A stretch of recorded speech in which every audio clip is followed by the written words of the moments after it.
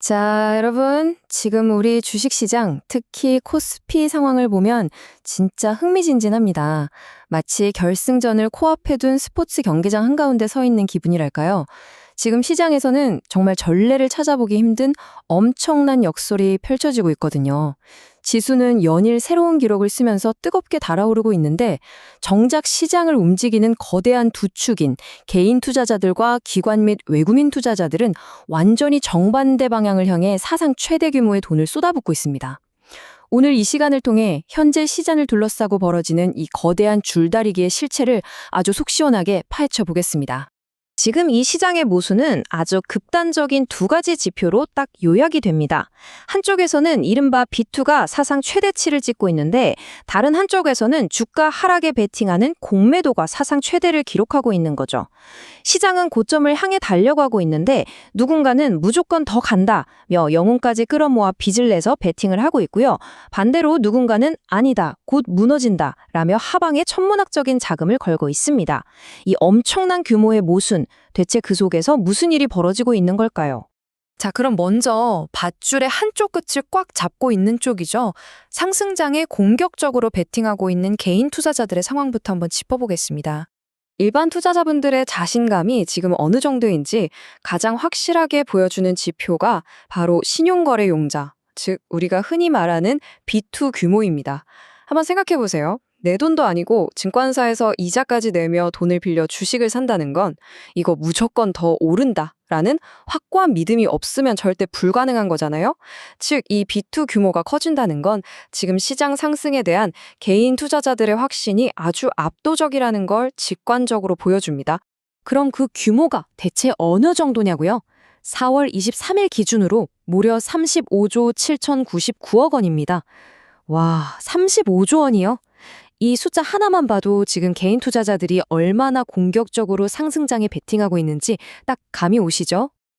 이 자금이 흘러들어온 흐름을 보면 더 재밌습니다. 지난 1월 말에 처음으로 30조 원을 돌파했는데요.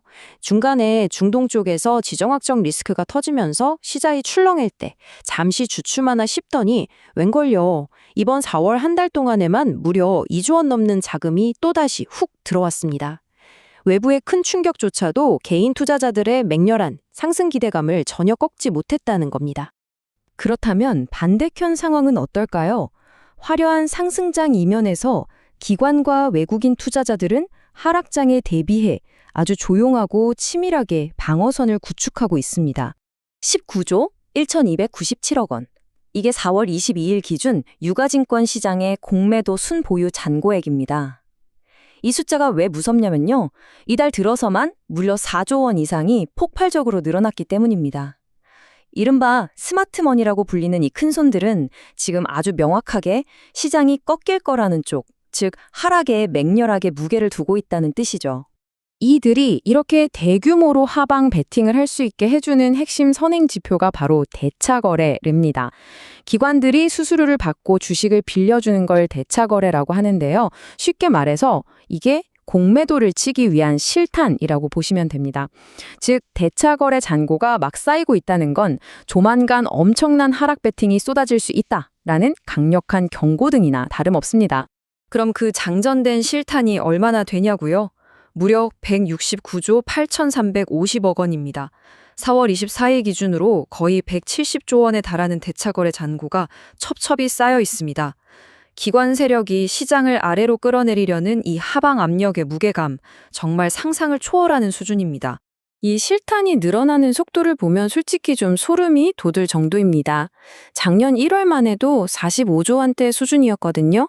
그런데 9월에 처음으로 100조 원을 돌파하더니 올해 4월 들어서는 단숨에 169조 8천억 원까지 수직 상승했습니다.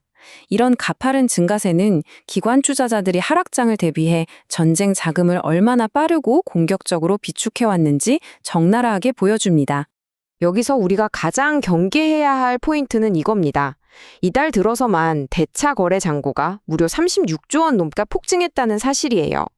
지난달 말 133조 원 수준에서 이렇게 순식간에 불어났다는 건 현재 4월 시장에서 방어막을 치는 속도가 비정상적일 만큼 가속화되고 있다는 뜻입니다. 당장 무슨 일이 벌어져도 이상하지 않을 속도인 거죠. 자, 양측이 이렇게 사활을 걸고 당기는 줄다리기. 과연 이 숨막히는 대치의 결말은 어떻게 될까요? 감정을 배제하고 냉철하게 시장을 뜯어보는 전문가들의 시각을 통해 이 결말을 한번 유추해보죠. 먼저, 현재의 상승장이 쉽게 꺾이지 않을 거라고 보는 구조적인 관점입니다. 삼성증권 김종면 연구원은 아주 중요한 포인트로 상승의 관성을 꼽았습니다. 중동전쟁 같은 외부 이슈의 영향력이 줄어들고 있는 상황에서 계속 신고가를 경신하며 쌓이는 이 심리적인 모멘텀 자체가 하나의 거대한 물리적 힘이 된다는 논리입니다. 상승이 상승을 부르기 때문에 하락장 베팅이 이걸 쉽게 압도하지 못할 거라는 거죠. 반면에 철저하게 거시경계 조건들을 따져봐야 한다는 시각도 있습니다. 하나증권 이재만 연구원은 미 연준의 금리 정책과 반도체 섹터의 PER, 즉 주가 수익 비율에 따라 코스피의 한계선이 아주 명확하게 나뉠 거라고 예측했습니다. 막연하게 심리에 의존하는 게 아니라 철저한 조건부 시나리오를 제시한 겁니다. 그 조건은 아주 구체적입니다. 만약 연준이 금리를 동결하고 반도체 PER이 오르지 않는다면 코스피 상단은 7,540에 머물게 됩니다. 반대로 연준이 금리를 1, 2회 인하하고 반도체 PER이 8.0배까지 뛰어오른다면 상단이 8,470까지 열릴 수 있다는 거죠. 한마디로 지금 비투로 힘껏 줄을 당기는 분들이 확실하게 이기려면 연준의 금리 인하와 반도체 실적 상승이라는 두 가지 든든한 외부 조력자가 반드시 필요한 상황입니다. 여기에 DB증권 문홍철 연구원은 사람들의 심리에 대한 아주 예리한 통찰을 더했는데요. 시장이 고점을 찍으면 이제 본전 찾았으니까 팔고 나가야지 하는 매도 물량이 나오는 건 아주 자연스러운 현상이라는 겁니다. 하지만 진짜 중요한 건 시장 참여자들 사이에 이 상승 추세는 진짜다라는 확고한 신뢰가 있다면 일시적인 조정이나 매도세가 쏟아져도 그게 하락장의 승리로 이어지지는 않을 거라는 점이죠. 결국 이 줄다리기의 관건은 단순한 숫자를 넘어선 신뢰에 달려있다는 뜻입니다. 자, 양쪽으로 터질 듯이 팽팽하게 당겨진 코스피의 밧줄.